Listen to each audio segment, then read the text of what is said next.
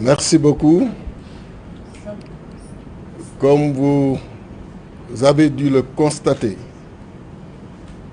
nous avons assisté hier à la déclaration du président Macky Sall et en le voyant, on pouvait nettement relever qu'il n'a jamais été aussi étroit dans son costume sur mesure, en nous tenant un discours sans mesure, alors que la mesure qui était attendue était de fixer la date de la présidentielle suite à la décision du Conseil constitutionnel. Ce dilatoire des temps anciens, ce dilatoire politicien ne peut prospérer. En même temps, il nous dit qu'il ne compte pas démissionner d'ici la fin de son mandat. Et par conséquent, il ferme la porte de la succession par le président de l'Assemblée. Au même moment, il nous rappelle l'article 36.2 de la Constitution qui dit que le président de la République doit rester en fonction jusqu'à l'installation de son successeur. Une autre manière de s'adresser aux Sénégalais et de nous faire comprendre qu'on n'a pas le choix. Ce sera lui ou lui. Monsieur le Président, ce ne sera plus vous. Vous avez fait votre temps et il est temps de partir. Ce ne sera pas vous parce que le peuple sénégalais en a fini et a marre, totalement marre de vos méthodes. Le front FC25, vous avez envoyé un communiqué dans lequel il a tenu à être extrêmement précis, vous rappelant que vos seuls interlocuteurs demeurent les 19 candidats à cette étape du processus électoral. Mais l'invite que vous leur faites aujourd'hui, c'est de vous positionner en arbitre devant un spectacle d'opposants qui s'opposent entre eux devant vous et dans votre palais. Nous ne sommes pas de ce niveau-là. Et jamais nous ne descendrons à ce niveau-là. Nous avons beaucoup de respect pour tous les opposants.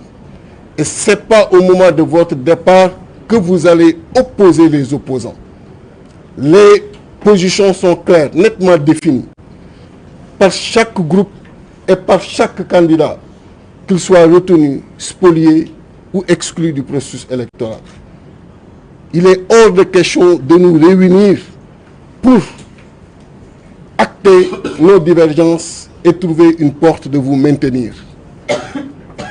Nous ne le ferons pas et nous ne vous donnerons jamais cette occasion-là.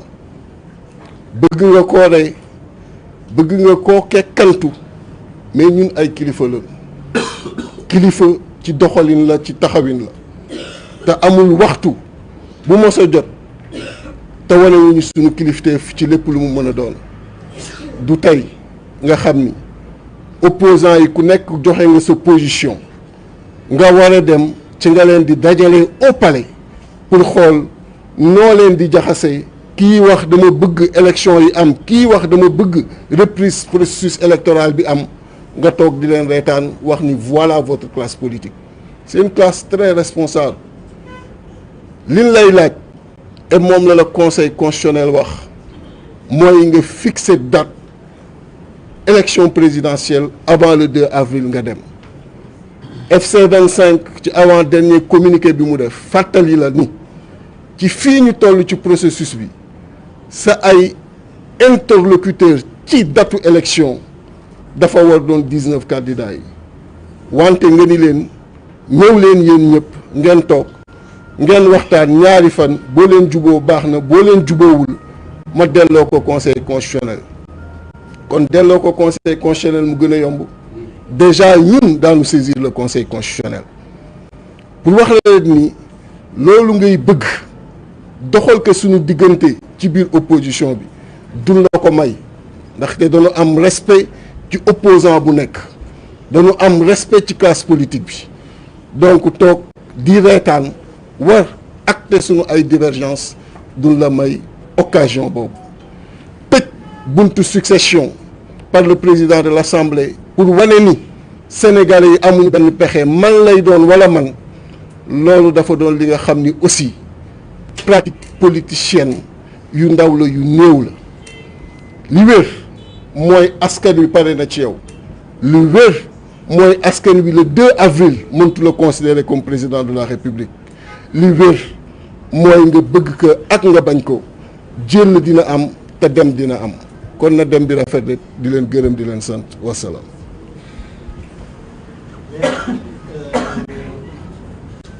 Ndiaye Mbow, représentant de président Serigne Mboup.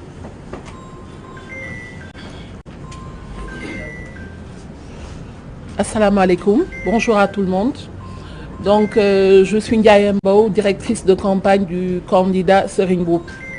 Donc à l'instar des autres candidats, ils refusent systématiquement le dialogue. L'heure n'est plus à dialoguer. L'heure aujourd'hui est à choisir le 5e président de la République du Sénégal. Ce n'est pas un exercice aujourd'hui nouveau. Le président Macky Sall a été choisi démocratiquement selon des processus qui ont été respectés, selon des règles qui ont été édictées bien avant qu'il soit président.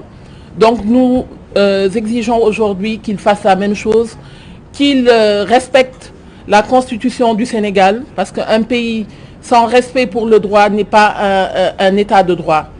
Il nous a habitués justement à ces dérives.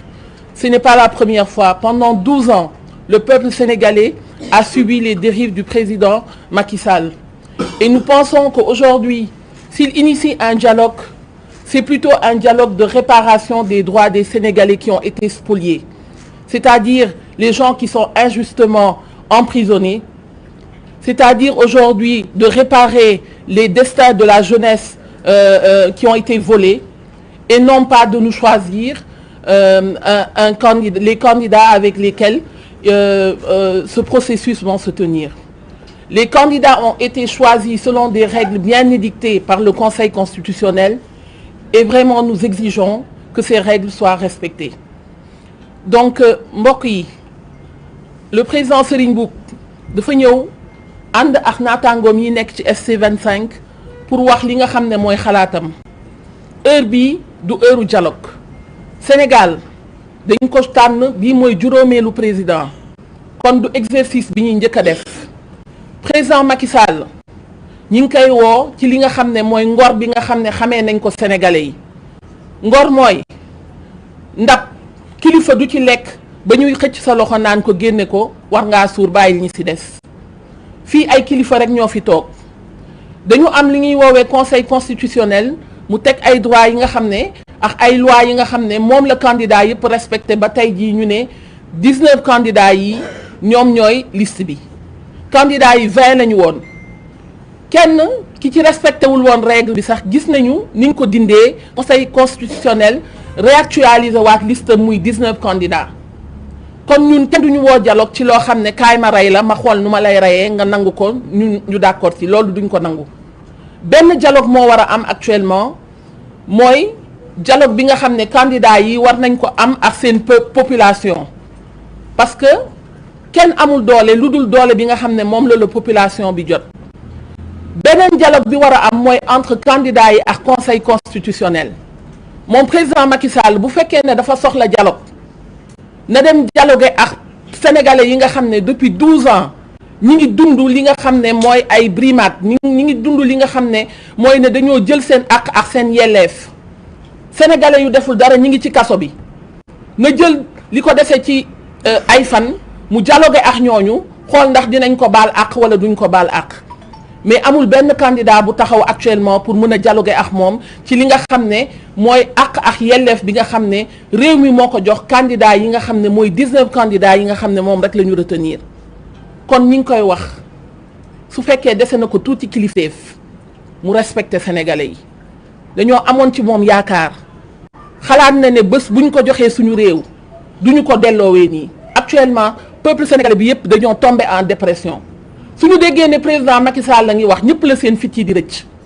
kon lebaluñ ko woon loolu nag ñi ngi koy ñaan ci teraanga bi ñu ko joxoon ci réew mi mu téye ko fukki at ak ñaar mu delloo ñu suñu réew ñu xool nan la ñuy tabaxaatee réew mi ndax réew mi instant bi gaynde gu gaañu la kon asalaamualeykum wa rahmatullah. Merci, président Aliou Ndiaye.